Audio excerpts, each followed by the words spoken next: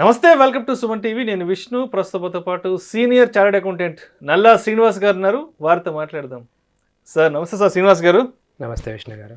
Sir Srinivas గారు, March 31 financial year ending వస్తుంది. So tax pay చేసే వాళ్ళంతా కూడా ఇప్పటి నుంచే కొంత గ్రౌండ్ వర్క్ అనేది స్టార్ట్ చేశారు. సో ట్యాక్స్ పే చేయడానికి ఎలాంటి డాక్యుమెంట్స్ అవసరం అవుతాయి, అసలు ఈ ప్రొసీజర్ ఎలా ఉంటుంది ఏంటనే దాని మీద ప్రతి ఒక్కరూ కూడా ఇంటర్నెట్లో రీసెర్చ్ అనేది స్టార్ట్ చేశారు. మరి 31 మార్చి నాటికి మనం ఎటువంటి డాక్యుమెంట్స్ని రెడీ చేసి పెట్టుకోవాలి అంటారు ఐటీఆర్ ఫైల్ చేసుకోవడానికి? ముకుంద జ్యువెలర్స్ తెలంగాణలో మొట్టమొదటి ఫ్యాక్టరీ అవుట్లెట్ మన కొత్తపేటలో ఫిబ్రవరి 14న గొప్ప శుభారంభం. గుడ్ క్వశ్చన్ విష్ణు గారు. యాక్చువల్గా there are couple of things to be complied before 31 March. మనం 1 by 1 వెళ్దాము. మొదటగా ఏంటంటే form 15G, form 15H submit చేయాలండి బ్యాంక్ వాళ్ళకి. సో ఇదేంటంటే చాలామంది మిస్ అవుతూ ఉంటారు. సో 15G అండ్ 15H దేనికి సబ్మిట్ చేస్తారు అని అంటే, బ్యాంక్లో మనకు ఫిక్స్డ్ డిపాజిట్స్ ఉన్న వాళ్ళు ఇంట్రెస్ట్ వస్తుంది కదండి, ఇంట్రెస్ట్ ఇన్కమ్ వాళ్ళకు ఉంటుంది కదా. సో 40,000 ఎక్సీడ్ అయితే వాళ్ళ ఇంట్రెస్ట్ ఇన్కమ్, సీనియర్ సిటిజన్స్ అయితే 50,000 కంటే ఇన్కమ్ ఎక్సీడ్ అయింది అనుకోండి, బ్యాంక్ టీడీఎస్ డిడక్ట్ చేస్తుంది, 10% టీడీఎస్ డిడక్ట్ చేస్తుంది. సో ఇండివిజువల్స్ చాలామందికి ఏంటంటే ఈ సీనియర్ సిటిజన్స్కి వాళ్ళకి ట్యాక్సబుల్ ఇన్కమ్ ఉండదు, 5 లక్షల లోపే ఇన్కమ్ ఉంటుంది వాళ్ళకి. సో మళ్ళీ వాళ్ళు రిటర్న్ ఫైల్ చేయాల్సి ఉంటుంది. ఆ ట్యాక్స్ ఏదైతే డిడక్ట్ చేశారో దాన్ని వెనక్కి రావడానికి, రీఫండ్ రావడానికి మళ్ళీ రిటర్న్ ఫైల్ చేయాల్సి ఉంటుంది. ఈ కాంప్లికేషన్స్ అవాయిడ్ చేసుకోవడానికని వాళ్ళు form 15G, form 15H, other than senior citizens అయితే G, సీనియర్ సిటిజన్స్ అయితేనేమో ఫామ్ 15H సబ్మిట్ చేస్తారు. ఇది మనం మార్చ్ 31 లోపల బ్యాంక్కి సబ్మిట్ చేయాలండి. బ్యాంకుకి? అవునండి. ఇది సెల్ఫ్ డిక్లరేషన్ ఫామ్ అంటారు దీన్ని. సో అయితే ఇప్పుడు 15G, 15H సబ్మిట్ చేయకపోతే మరి అంటే ఎటువంటి కాన్సిక్వెన్సెస్ని ఫేస్ చేయాల్సి ఉంటుంది అసలు?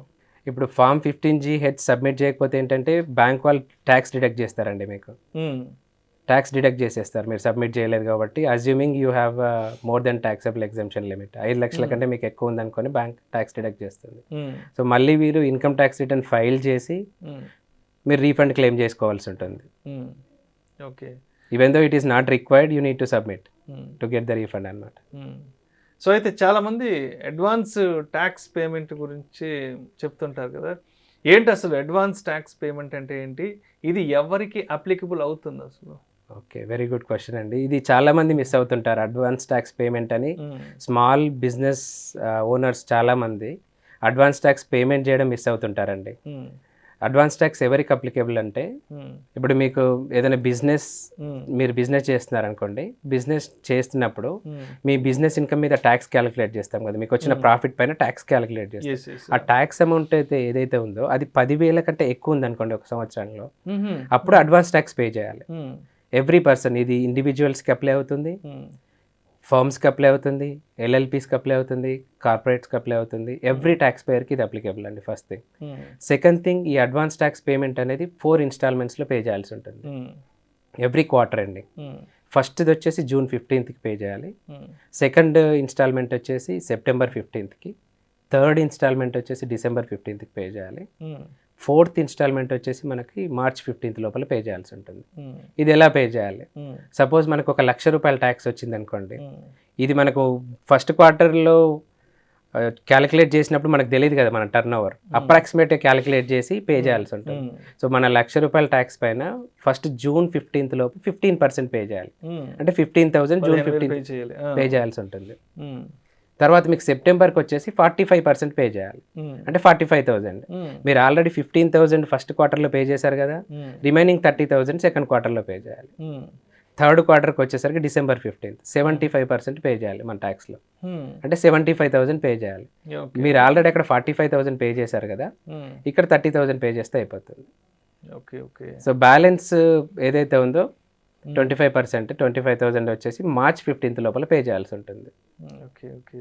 సో మరి ఇప్పుడు అడ్వాన్స్ ట్యాక్స్ పేమెంట్ కనుక చేయలేకపోతే లేదంటే చేయదలుచుకోలేకపోతే, సో దాని తర్వాత ఎటువంటి ఇబ్బందుల్ని మనం ఫేస్ చేయాల్సి ఉంటుంది ఇన్కమ్ ట్యాక్స్ డిపార్ట్మెంట్ నుంచి?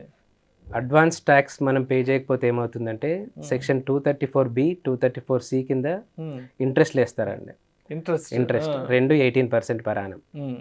ఒకటేమో లేట్ పేమెంట్కి, సపోజ్ మీరు మార్చ్ 15th పే చేయాల్సిందే, రిటర్న్ ఫైల్ చేసేలోపు టైం ఉంటుంది కదా మీకు, జూన్లోనో జూలైలోనో పే చేశారనుకోండి, ఆ డిఫరెన్షియల్కి డిఫరెన్స్ పీరియడ్కి మీరు ఇంట్రెస్ట్ పే చేయాల్సి ఉంటుంది. ఇంకోటి డెఫర్మెంట్ అని అంటే మీరు ఇప్పుడు 15% పే చేసే వాళ్ళు 10%కి పే చేశారనుకోండి ఫస్ట్ క్వార్టర్లో, ఆ డెఫర్మెంట్కి ఇంట్రెస్ట్ వస్తుంది.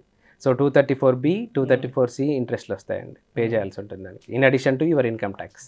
సో అయితే ఇప్పుడు ఒక ట్యాక్స్ పేయర్ ఎంప్లాయీ అనే అతను, సో తన ఎంప్లాయర్కి సో మరి ఐటీఆర్ ఫైల్ చేసే ముందు ఎటువంటి ప్రూఫ్ సబ్మిట్ చేయాల్సి ఉంటుందంటారు?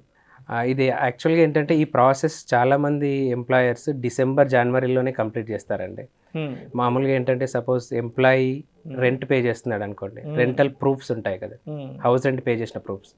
ఎవరైనా ఎంప్లాయీ 1,00,000 రూపాయల కంటే ఎక్కువ రెంట్ పే చేసే వాళ్ళు ఉన్నారనుకోండి, వాళ్ళు కంపల్సరీగా ప్రూఫ్ సబ్మిట్ చేయాలి ఎంప్లాయర్కి. సో అలా 1 lakh కంటే ఎక్కువ ఎవరైతే రెంట్ పే చేస్తున్నారో వాళ్ళు ఎంప్లాయర్కి ప్రూఫ్ సబ్మిట్ చేయాలి. ఒకటి. 2, లీవ్ ట్రావెల్ అలవెన్స్ అనేది ఉంటుంది, ఎల్టీసీ అనేది ఉంటుంది. ఆ ఎల్టీసీ ఏంటంటే మనము టూర్స్కి ట్రావెల్స్కి వెళ్ళిన దానికి అలవెన్స్ అనమాట. యాక్చువల్ టికెట్స్ వాళ్ళకి సబ్మిట్ చేస్తే వాళ్ళు ఆ డిడక్షన్ అలౌ చేస్తారనమాట ఇన్కమ్ ట్యాక్స్ పర్పసెస్. అదొకటి సబ్మిట్ చేయాల్సి ఉంటుంది. తర్వాత డిడక్షన్స్ 80C ఉంటుంది కదా, 80CC టు 80U. సో ఈ డిడక్షన్స్లో ఏమంటే సపోజ్ మనకు ఇన్సూరెన్స్ పేమెంట్ చేసుకున్నాం, మన హెల్త్ ఇన్సూరెన్స్ పే చేసుకున్నాం, హెల్త్ ఇన్సూరెన్స్ మనకు మన పేరెంట్స్కి పే చేసుకున్న హెల్త్ ఇన్సూరెన్స్ ఉంటుంది, ఆ ప్రూఫ్ సబ్మిట్ చేయాల్సి ఉంటుంది. లేదంటే ఎంప్లాయర్ మళ్ళీ ఎక్కువ ట్యాక్స్ డిడక్ట్ చేస్తాడు.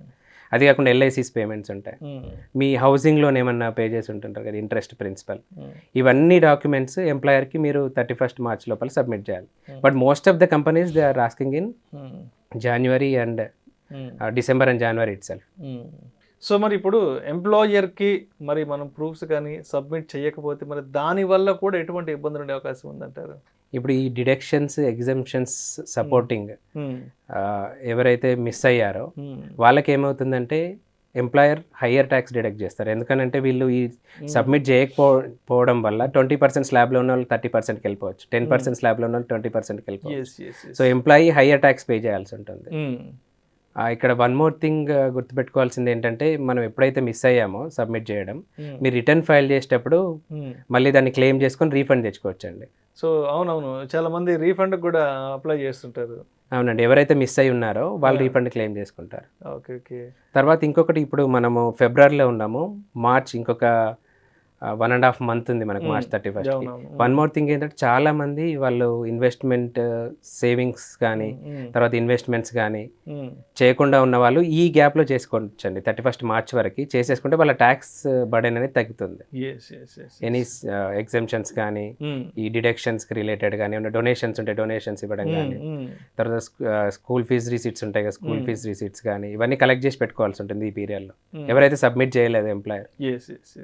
సో కన్క్లూజన్గా మరొకసారి మన ఆడియన్స్కి 31st March లోపల ఎటువంటి డాక్యుమెంట్స్ని రెడీ చేసుకోవాలి, అంటే 15G గురించి 15H గురించి మరొకసారి డీటెయిల్గా తెలియజేయగలరు? ఓకే, 15G 15H అనేది సింపుల్ సెల్ఫ్ డిక్లరేషన్ ఫామ్ అండి. వీళ్ళు బ్యాంక్ దగ్గర ఉంటుంది, వాళ్ళు ఫామ్ తీసేసుకొని సైన్ చేసేసి ఇచ్చేస్తే వాళ్ళు TDS డిడక్ట్ చేయరు. ఓకే. సో అదేవిధంగా అడ్వాన్స్ ట్యాక్స్ పేమెంట్ గురించి కూడా ఒక 2 మాటలే కన్క్లూజన్గా. అడ్వాన్స్ ట్యాక్స్ పేమెంట్ అనేది చాలామంది small and medium scale business వాళ్ళు పే చేయరండి. దీనివల్ల వాళ్ళకి ఇయర్ ఎండ్లో ఇన్కమ్ ట్యాక్స్ ఫైలింగ్కి వచ్చేసరికి ఇంట్రెస్ట్ బర్డెన్ అయిపోతుంది. సో వాళ్ళు it is better to pay before 31st March. Thank you so much నల్లా శ్రీనివాస్ గారు. Thank you sir. Financial year ending 31st March లోపల ట్యాక్స్ పేయర్స్ అనే వాళ్ళు ఎటువంటి డాక్యుమెంట్స్ రెడీ చేసుకోవాలి ఏంటనే విషయం గురించి మీ విశ్లేషణ ద్వారా చాలా చక్కగా తెలియజేశారు. Thank you so much sir. Thank you very much అండి.